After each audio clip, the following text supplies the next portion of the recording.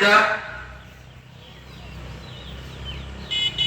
الله أكبر الإبل كيف خلقت وإلى السماء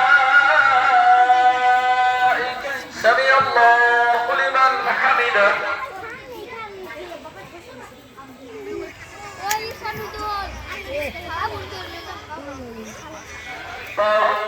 إن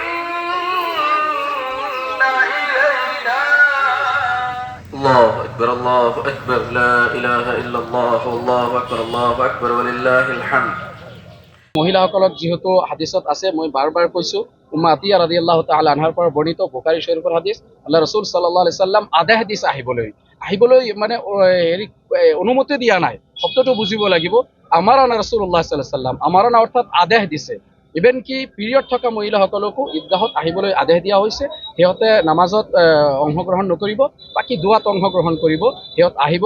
গতিকে আমি সকলো অসমবাসী ৰাইজক, আমাৰ ভাৰতবাসী ৰাইজক আমি অনুৰোধ জনাম যে মহিলাসকলক ঈদগাহলৈ যাবলৈ যেন অনুমতি দিয়ে আৰু তেখেতসকলক যাতে আমাৰ পুৰুষৰ লগত মিলি আনন্দ উল্লাসত শ্বৰীক হ'ব পাৰে।